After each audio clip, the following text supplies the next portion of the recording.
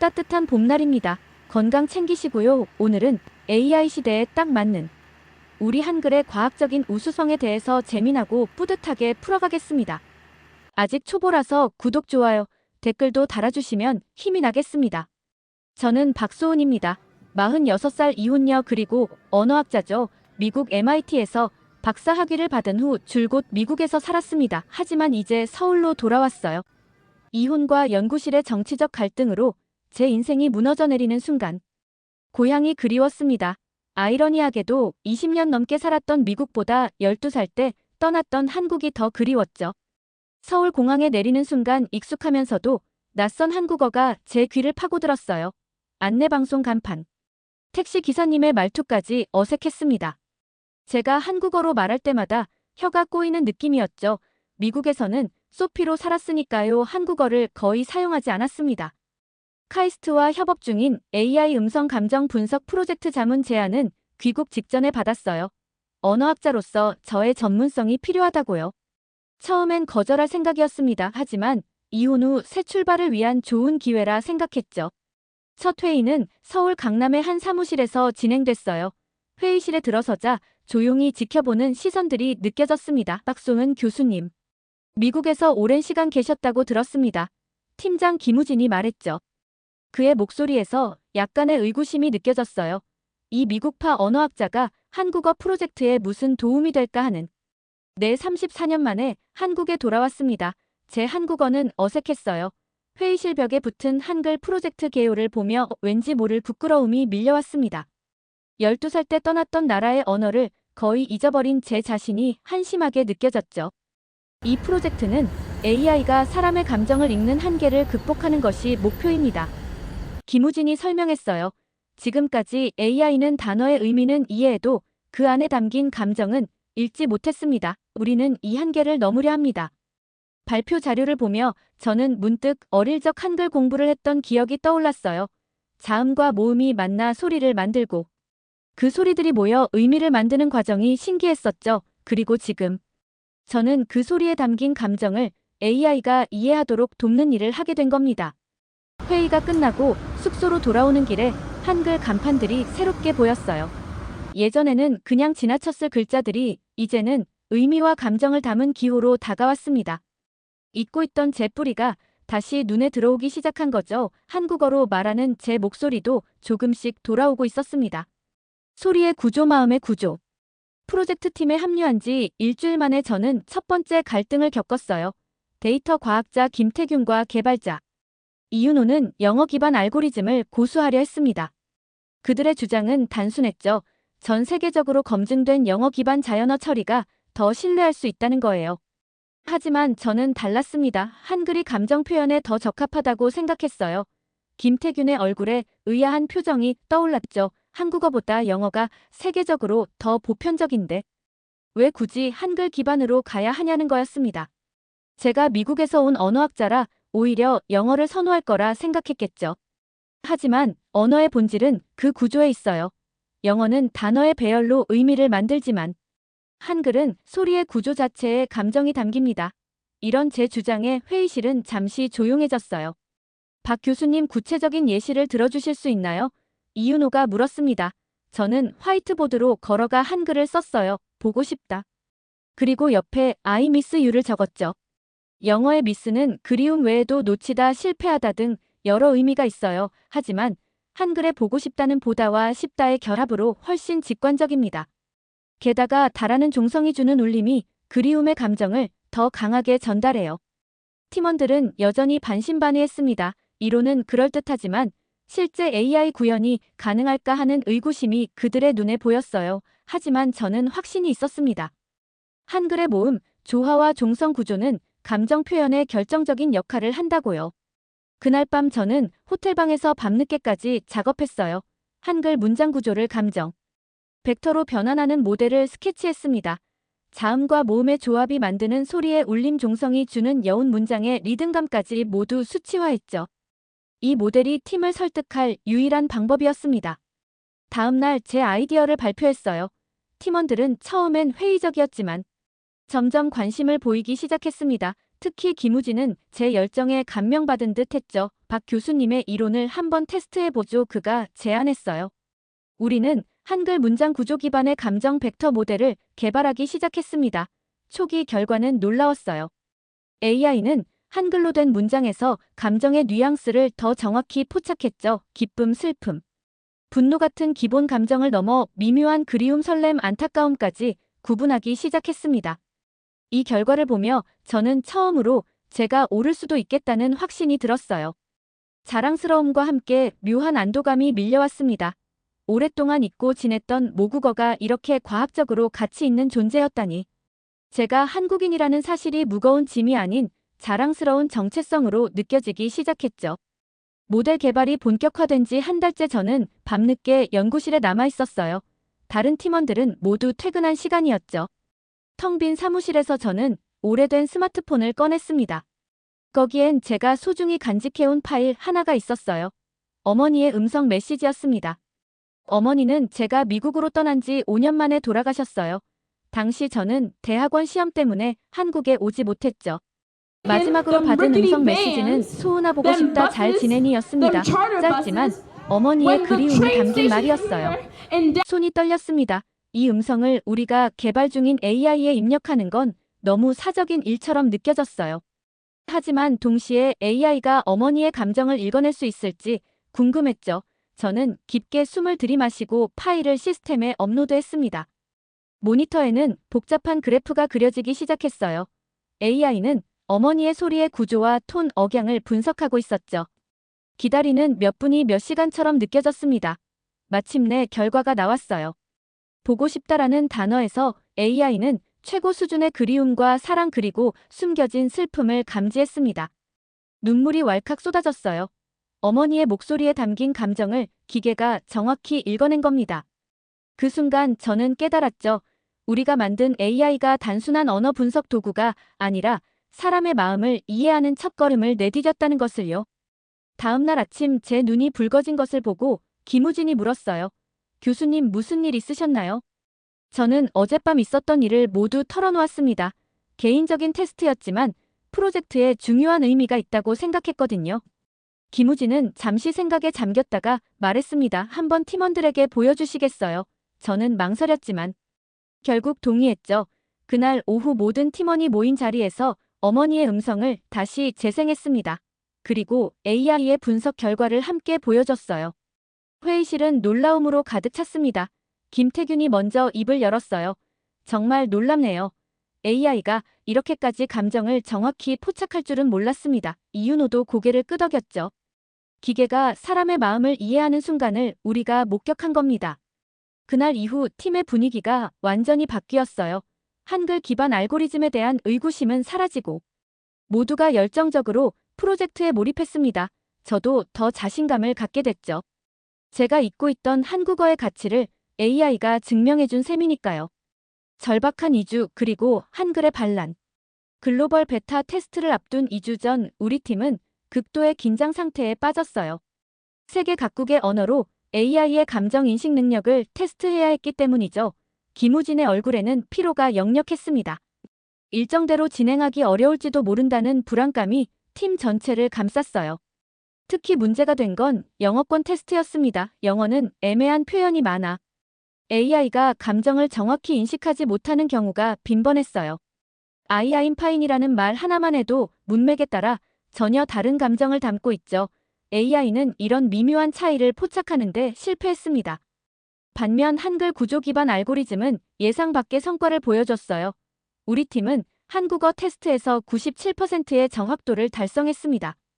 한글의 구조적 특성이 감정을 명확하게 전달한다는 제 이론이 입증된 거죠. 어느 날 밤 연구실에서 김태균이 흥분해서 저를 불렀어요. 박 교수님, 이것 좀 보세요. 그는 모니터를 가리켰죠. 놀랍게도 한글 기반 알고리즘을 다른 언어에 적용했을 때도 성능이 크게 향상됐습니다. 특히 감정 표현이 풍부한 언어들에서요. 우리는 밤을 새워 모델을 수정했어요. 한글의 구조적 원리를 다른 언어에 적용하는 방식으로요. 자음과 모음의 조화 종성이 주는 울림 이런 요소들이 언어를 넘어 감정 전달의 보편적 패턴을 형성한다는 사실을 발견했습니다. 다음 날 아침 김우진에게 보고했죠. 그는 처음엔 믿지 않는 듯 했지만 데이터를 보고 확신했어요. 우리는 일정을 앞당겨 베타 테스트를 시작했습니다. 결과는 기대 이상이었어요. 한글 알고리즘은 영어, 일본어, 중국어, 스페인어까지 다양한 언어에서 뛰어난 성능을 보였죠. 이 소식은 빠르게 퍼졌습니다. 연구팀 내에서 한글은 명확한 감정을 만든다는 말이 회자됐어요. 처음엔 농담처럼 시작된 이야기였지만 데이터가 이를 증명했죠. 한글의 과학적 우수성이 객관적으로 입증된 순간이었습니다. 베타 테스트 마지막 날 저는 팀원들과 작은 축하 파티를 열었어요. 처음으로 한국 소주를 마셨죠. 쓰고 달콤한 맛이 제 혀를 자극했습니다. 건배를 제안하며 말했어요. 세종대왕님께 감사드립니다. 모두가 웃으며 잔을 부딪혔습니다. 그 순간 저는 진정한 소속감을 느꼈어요. 이 프로젝트를 통해 저는 한국인으로서의 정체성을 다시 찾아가고 있었습니다. 글로벌 감정 리스너가 런칭된 날 서울은 비가 내렸어요. 하지만 우리 팀의 분위기는 그 어느 때보다 밝았습니다. 수개월간의 노력이 마침내 결실을 맺는 순간이었으니까요. 김우진은 긴장한 듯 했지만 눈빛만은 자신감으로 빛났죠. 런칭 행사는 서울 코엑스에서 열렸어요. 저는 영어와 한국어를 번갈아가며 프로젝트를 설명했습니다. 한글의 구조적 특성이 어떻게 AI의 감정 인식 능력을 향상시켰는지 상세히 소개했죠. 청중들의 눈이 호기심으로 반짝였어요. 예상대로 한국 사용자들의 반응은 뜨거웠습니다. 그러나 정말 놀라운 건 다른 나라 반응이었어요. 일본, 베트남, 인도네시아 사용자들도 우리 AI의 높은 평가를 보냈죠. 특히 비영어권 국가에서 호평이 이어졌습니다. 런칭 일주일 후 해외 언론에서 연락이 왔어요. 한 일본 기자가 인터뷰를 요청했습니다. 그는 흥미로운 질문을 던졌죠. 왜 한글 기반 알고리즘이 일본어 감정 인식에도 효과적인가요? 저는 생각을 정리하며 대답했어요. 한글은 소리의 형태를 시각적으로 표현합니다. 마치 입모양을 글자로 그린 것과 같죠. 이런 특성이 감정 전달에 더 직관적이에요. 일본어처럼 표의 문자와 표음 문자가 혼합된 언어에서도 한글의 원리가 감정 인식의 정확도를 높인 겁니다. 인터뷰 이후 우리 AI는 급속도로 확산됐어요. 특히 아시아 국가들에서 사용률이 폭증했습니다. 한글이 단순한 문자를 넘어 감정의 통로로 인식되기 시작한 거죠. 이 현상을 한 미디어는 한글 알고리즘의 기적이라 부르기도 했어요. 어느 날 김우진이 들뜬 표정으로 사무실에 들어왔습니다. 좋은 소식이에요, 교수님. 베트남의 한 대학에서 우리 알고리즘을 연구하고 싶다고 하네요. 곧이어 태국, 인도네시아에서도 비슷한 요청이 왔죠. 한글의 원리가 세계적으로 인정받기 시작한 순간이었습니다. 저는 가끔 이런 생각을 합니다. 제가 미국에서 겪은 좌절이 없었다면 이 프로젝트에 참여하지 못했을 거예요. 어쩌면 한글의 가치를 재발견할 기회도 없었겠죠. 인생의 실패가 때로는 더 큰 성공의 문을 여는 것 같습니다. 나는 왜 한국어를 잊으려 했을까? 성공적인 런칭 후 잠시 한국에 머물던 딸 지아가 저를 찾아왔어요. 지아는 미국에서 태어나 자랐죠. 저는 그녀에게 한국어를 가르치지 않았습니다. 미국에서 적응하는데 방해가 될까봐 오히려 영어만 사용하게 했어요. 호텔 로비에서 지아를 만났을 때 묘한 부끄러움이 밀려왔습니다. 딸에게 모국어를 가르치지 않은 제 자신이 한심하게 느껴졌죠. 지아는 영어로 물었어요. 엄마, 이 프로젝트가 그렇게 중요해요. 전 애매하게 웃으며 고개를 끄덕였습니다. 그날 저녁 저는 지아를 연구실로 데려갔어요. 우리가 개발한 AI를 보여주고 싶었죠. 지아는 호기심 어린 눈으로 모든 것을 살폈습니다. 프로젝트에 대해 설명하는 동안 그녀의 눈이 점점 더 반짝이는 걸 느꼈어요. 연구실에서 나올 때 지아가 갑자기 물었습니다. 엄마, 왜 나한테 한국어를 가르쳐주지 않았어요? 그 질문은 제 가슴을 찔렀어요. 저는 한참을 침묵했죠. 솔직히 말해. 내가 한국인이라는 사실이 부끄러웠어. 미국에서 다르다는 건 쉽지 않았거든. 지아의 표정이 복잡해졌어요. 그런데 지금은 이렇게 한글로 프로젝트를 하고 있잖아요. 저는 쓴웃음을 지었습니다. 아이러니하지 내가 잊으려 했던 것이 결국 내 일의 중심이 됐으니. 다음 날 지아가 한 가지 제안을 했어요. 할머니가 남긴 편지가 있는데 AI로 분석해 볼 수 있을까요? 제 어머니는 돌아가시기 전 지아에게 한글로 편지를 써두셨죠. 하지만 지아는 그 내용을 읽지 못했습니다. 저조차도 오랫동안 그 편지를 읽지 않았어요. 떨리는 마음으로 어머니의 편지를 스캔했습니다. AI는 즉시 분석을 시작했어요. 편지에는 사랑하는 내 손녀 지아에게라는 첫 문장이 적혀 있었죠. AI는 그 문장에서 강한 사랑과 그리움 그리고 평화로운 수용을 감지했습니다. 편지 전체를 분석한 후 AI는 음성 합성 기능을 통해 어머니의 목소리와 가장 유사한 톤으로 편지를 읽어주기 시작했어요. 사랑한다라는 문장이 나올 때 AI의 목소리는 살짝 울먹이는 듯 했습니다. 그 순간 지아와 저는 눈물을 참지 못했죠. 처음으로 지아와 제 눈이 마주쳤어요. 그녀의 눈에서 저는 새로운 이해를 발견했습니다. 비로소 제 딸은 자신의 뿌리를 조금이나마 느끼고 있었죠. 그날 밤 저는 지아에게 첫 한국어 단어를 가르쳤어요. 사랑해 그리고 보고 싶다. MIT에서 기술과 감정이라는 주제로 초청 강연을 하게 됐어요. 프로젝트의 성공 이후 세계 각국에서 강연 요청이 쏟아졌지만 MIT는 특별했습니다. 제가 공부했던 학교이자 좌절을 경험했던 곳이니까요. 강연장에 들어서자 옛 기억이 밀려왔어요. 이곳에서 저는 언어를 단순한 커뮤니케이션 도구로만 연구했었죠. 감정의 그릇으로서의 언어 그 가치를 보지 못했습니다. 하지만 이제 저는 다른 시각으로 언어를 바라보게 됐어요. 강연은 한글의 구조적 특성과 AI 감정, 인식의 연관성에 대한 설명으로 시작했습니다. 청중들은 집중해서 들었어요. 발표 중간에 제가 준비한 영상이 나왔죠. 다양한 국가의 사람들이 AI를 통해 서로의 감정을 더 정확히 이해하게 된 사례들이었습니다. 기술은 결국 사람이 되기 위한 여정입니다. 그리고 그 여정에 한글이 있었습니다.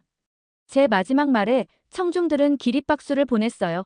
그 순간 이전에 느껴보지 못한 자부심이 제 가슴을 채웠습니다. 제 정체성의 일부였던 한국어가 세계적으로 인정받는 순간이었죠. 강연 후 미국 현지 연구자들이 한글 구조 기반 언어 기술에 큰 관심을 보였어요. 여러 대학에서 공동 연구를 제안했죠. 심지어 실리콘밸리의 몇몇 기업들도 저희 기술에 투자 의사를 밝혔습니다. 호텔로 돌아오는 길에 지아에게서 전화가 왔어요. 엄마. 나 한국어 공부 시작했어. 어떻게 느껴 묻자 그녀가 웃으며 대답했습니다. 어려워하지만 재미있어. 특히 자음과 모음이 만나는 방식이 논리적이야. 맞아. 세종대왕님이 과학자셨거든. 제가 말했죠. 지아의 한국어 공부 소식에 저는 묘한 감정이 들었어요. 제가 오랫동안 거부했던 것을 딸이 기꺼이 받아들이는 모습이 감동적이었죠.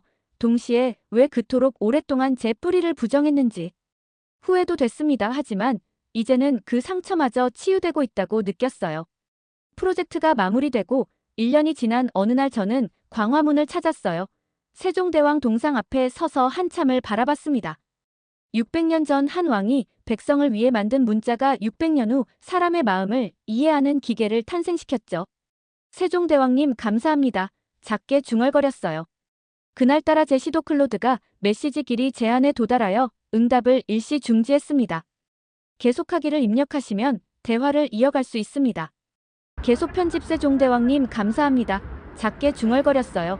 그날따라 동상이 살아 움직이는 것 같았습니다. 마치 흐뭇한 미소로 저를 바라보는 듯했죠. 우리 AI는 이제 글로벌 표준이 되어가고 있었어요. 음성 인식 서비스 감정, 테라피 콘텐츠 번역에 이르기까지 다양한 분야에서 활용되고 있었습니다.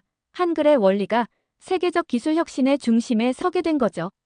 동상 앞에 서 있는데 문득 떠오른 생각이 있었어요. 한글은 소리의 형태를 시각화한 문자입니다. 입모양을 본떠 만들었다는 이야기는 학창 시절에 배웠었죠.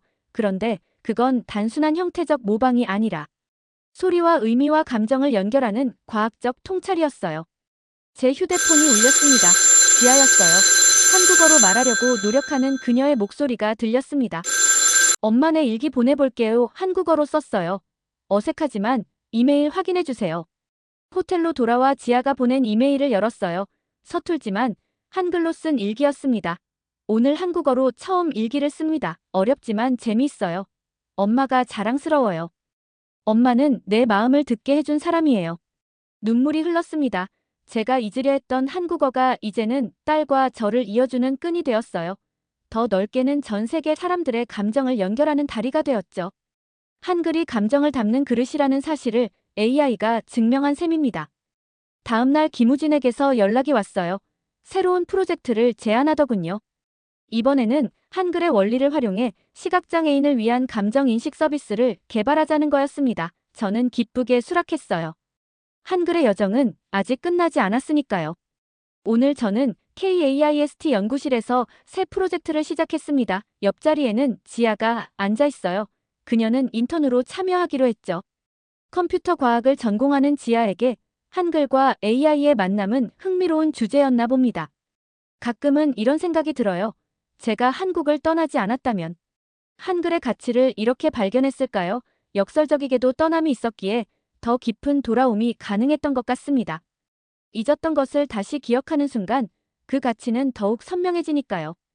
연구실 창밖으로 서울의 풍경이 보입니다. 한글 간판들이 즐비한 거리. 그 글자들 하나하나에 담긴 감정이 이제는 생생하게 느껴져요. 예전에는 그저 기호에 불과했던 것이 이제는 살아 숨쉬는 언어로 다가옵니다. 오늘도 저는 컴퓨터 앞에 앉아 코드를 작성하고 있어요. 기계가 사람의 마음을 이해하도록 돕는 작업이죠.